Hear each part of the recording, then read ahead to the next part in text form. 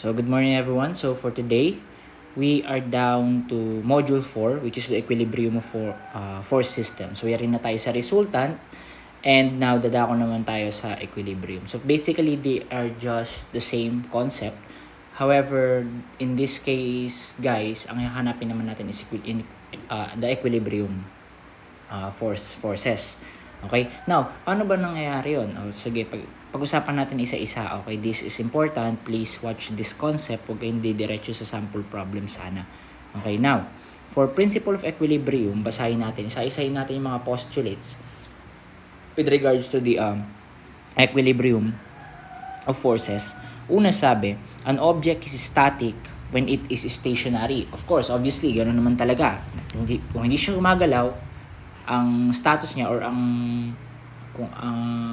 condition niya is static siya. To be stationary, all the forces on the object must be in equilibrium. Pagka sinabi guys sa in equilibrium, dapat 'di ba by principle dapat dapat equal and opposite in magnitude sila. For example, you have box here. Example, meron kang box dyan. Para maging stationary yan, dapat yung force na naka-apply sa kanya to the right na 50 kN, ilan dapat yung naka-apply sa kanya na to the left. Para hindi siya gumalaw, of course, kailangan mo siyang bigyan ng same magnitude but the opposite in direction. In this case, guys, hindi gagalaw yan, obviously, di ba? Ngayon, ganito kasi yung magiging take ng moment natin. Let's see the Okay, sabi diyan, the vector sum daw, the resultant force and the summation of moment of the active forces must be both zero. Ibig sabihin, yun daw dapat mga forces or sum ng forces na nag-a-act sa system mo, pag pinag-plus-plus mo yung vector sum nun, dapat daw siya ay zero. In this case, yung resultant natin, the rx square and the ry square should be equal to 0 dapat. Dapat wala ka matitirang, dapat sa resultant mo, 0. Kasi ibig sabihin nun guys, meron kasi tayong tinatawag na equilibrant, okay? Resultant versus equilibrant. Si resultant dapat should be should be equal to the equilibrant. Kaya pag pinag-minus mo yung dalawa na yan, magsi-0. Anyway, para hindi na tayo malito, huwag muna tayong titingin dyan. Okay? Dapat lang guys that the summation of forces along the horizontal axis or along the x-axis, is 0. Also, along with the y-axis, dapat 0 din daw yung vector sum natin. Pagka naman tumingin tayo sa moment, dapat daw yung moment at a certain point should also be equal to 0. Ibig sabihin lang pala nito guys, in order for the system or the force system or the structure to be in a state of equilibrium, dapat hindi siya gagalaw or magta-translate or hindi din siya dapat magro-rotate. Nagkakaintindihan? So, ibig sabihin, para fully ma-embrace nung structure na yun, yung condition na siya ay static, dapat hindi siya gagalaw and hindi siya magro-rotate. Okay? Kailangan talaga, steady lang siya. Now, so ibig sabihin, dapat pala dito, okay, so, dapat pala dito, mapuprove natin that this box is in state of equilibrium. Bakit? Kasi if you're going to get the summation of forces along x, okay, this is equal to 50 minus 50. So, technically, yung fx natin dito is equal to 0. Therefore, in equilibrium state yan. Okay? Nagkakaintindihan. So, ganun lang dapat. Ngayon naman,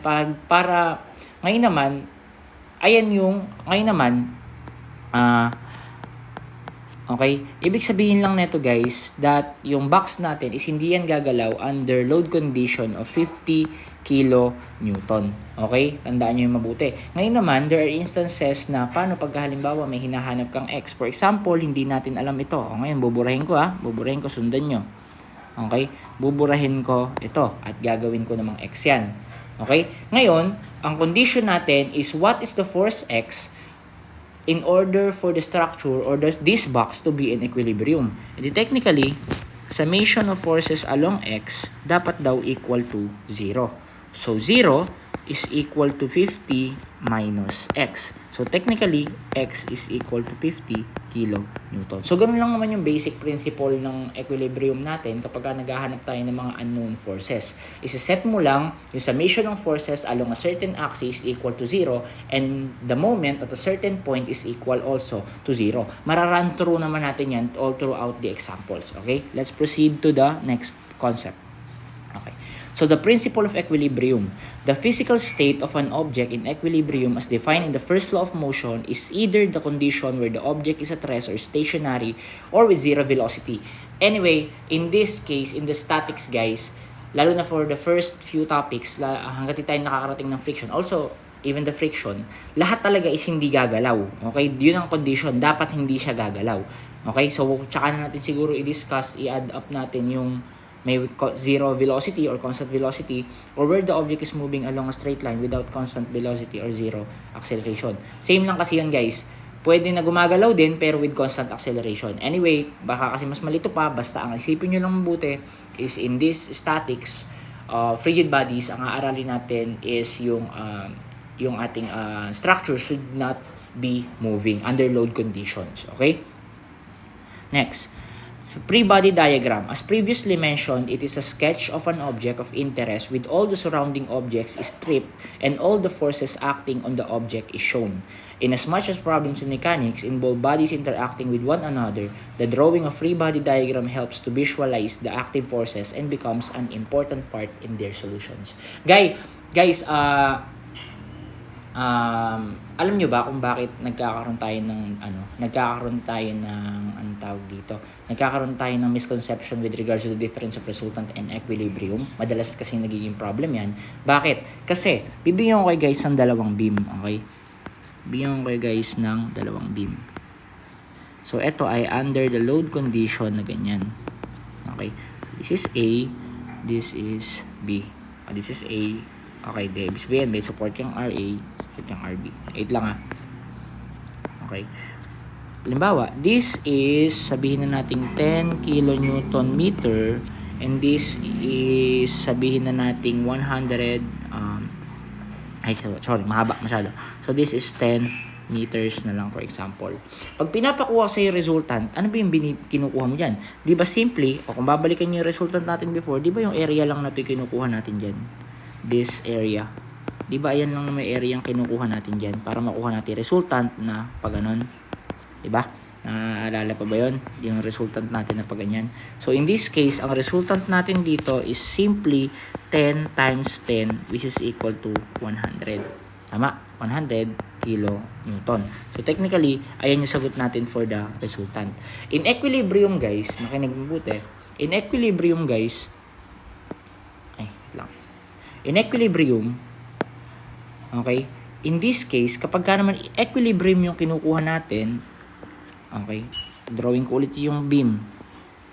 Okay, ngayon, okay, this is A, this is B, same magnitude tayo, na 10 kilonewton meter over the span of 10 meters.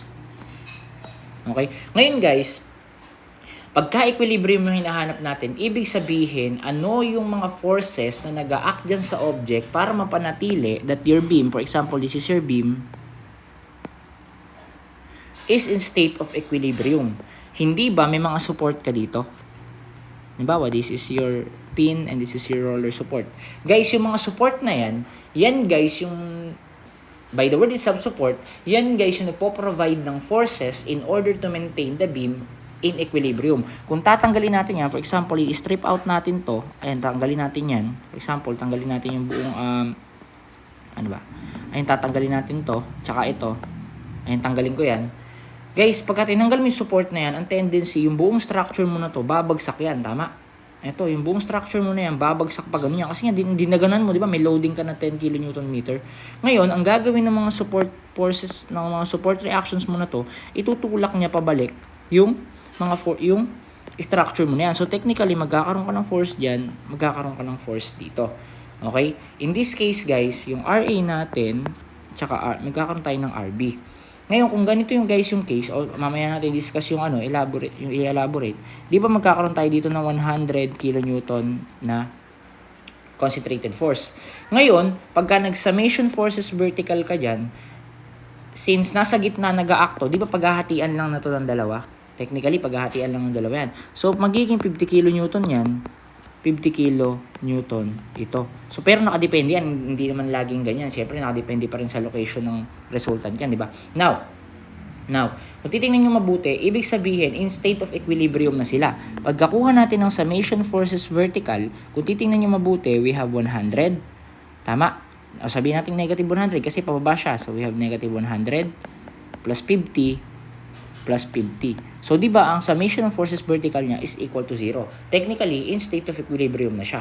Yun guys, yung essence ng free body diagram dito. Ang free body diagram for the equilibrium is kailangan palitawin mo or pasingawin mo yung mga support reactions or yung mga forces na nagkokos doon sa may object to stay in static condition. Meaning, kailangan mong baklasin sa yung mga supports para malaman mo kung ilan ba yung force na ini-induce nila doon sa object para hindi gumalaw yung buong object or even hindi umikot. Okay? So, ngayon, let's see. Na-discuss ko na to, inisa-isa naman na natin siya before, but always remember guys that pakikitandaan itong mabuti kung ano ba yung mga direction ng forces kapag binaklas mo na siya. Okay? Yung object natin guys na free floating in Earth, okay? Ang isa lang yung force na nag-a-act sa kanya, isa lang yung direction ng force na nag-a-act sa kanya. Okay? Which is the gravity. Okay? Ibig sabihin, yung mass ng object, i-multiply mo by the gravitational constant either in English or in SI unit, makukuha mo guys yung unit na Newton or pound. Okay? Now, for cable naman, di ba sabi ko sa inyo, if this is your cable, putulin mo. Tama? Putulin mo. Tapos ngayon, tingnan mo kung ano yung direction ng force na kailangan, ano yung direction ng force na, halimbawa, ito yung pinaka-cable niya. Ano yung kailangan direction na to para maibalik niya? Siyempre, pag pinutol mo yan, malalaglag yan, di ba? Ano yung kailangan direction niyan para maibalik niya yung object to its original position? Kasi nga, kailangan ibalik mo siya, di ba? Kailangan di siya gagalaw eh. So, dapat, meron kang papunta doon. Okay? So, yan yung tension natin. For the smooth surface naman guys, always remember that the reaction force dito, ito lang din yun, pero hindi siya nakaano kasi, okay, is always acting perpendicular doon sa may point of contact for smooth surface para sa mga nakapatong na structure natin. Okay? Liwanag. Ngayon naman, for roller, always remember guys that the roller is acting perpendicular to the support. Halimbawa, nakaganyan yung support, ayan ngayon yung ano natin. I believe din-discuss ko na to kasi nga hindi mo siya inaalaw mo siya mag-translate papuntang kanan, papuntang kaliwa. Di ba kasi kaya nga roller, gugulong ka papunta doon. Ibig sabihin, tinotolerate mo siya at that direction, pero hindi mo siya inaalaw na umangat o kaya bumaba. So in this case, dito din. Ito guys ay acting perpendicular with the kasi inaalaw mo siyang pumunta doon, inaalaw mo din siya pumunta doon, pero binabawal mo siyang pumunta dito o kaya pumunta pababa. So, ayun nga yung direction ng roller. For hinge naman guys, okay, hindi mo siya iaalaw pumunta dito,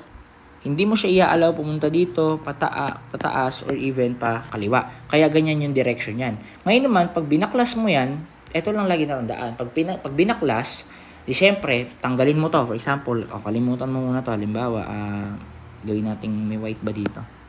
Halimbawa, ito na lang. Sige. Ayan. Halimbawa, tinanggal natin yan. Ano ngayon mangyayari sa object? Di syempre, babagsak pababa. Ngayon, ano yung magiging reaction nung support mo para maibalik yung object mo papunta sa taas? Di ba, ang mangyayari kasi ganito yan eh. Para ma-picture nyo. Di ba, halimbawa, this is your object. Pinakawalan mo sa support. Ang mangyayari dyan, bababang ganun yan, di ba? Ngayon, kailangan ng pin para maibalik siya doon sa original position niya. Ibig sabihin, itutulak siya nung pin papunta sa taas. Tama? Ngayon naman, halimbawa, yung object mo naman is pag pinakawalan, ang tendency, for example, meron kang loadings dito, di kasi natin alam kung ano yung loadings. Ang tendency naman yan, di ba, iikot naman siya, di ba, ito yung di ba ito namang object mo, isiikot naman siya, papunta, paano bang yan? Teka lang, hindi siya Hindi pa siya rotate. Okay? Ang mangyayari naman sa kanya, ganito, i-redraw ko na lang, sige. Okay? Ang i-redraw ko na lang, so tanggalin natin yan. Okay? Ang mangyayari naman sa kanya, mula dito, di ba, pag pinakawalan mo nga yan, at may loading ka dito, ang tendency, gaganon yan, di ba? Ngayon, ano na yung kailangan ng hinge mo para maibalik siya sa dati niyang pwesto? So, itutulak niya yan pa, itutulak niya yan pa kanan, okay? So, eto ang assumption siguro na kapag ganun yung force natin, kaya pero, depende kasi sa loading yun, guys, kung paano siya mag-a-act. So, ibig sabihin, itutulak niya ngayon to pa kanan na ganyan. So, yun guys, ganun lang naman, okay? And always acting, yung hinge or pin natin is always acting along the vertical and the horizontal axis. Okay? So, ayun lang, pakibasa na lang ito. Binanggit lang naman dyan isa-isa kung paano nga yung mag-a-act sa atin. Okay? So, let's,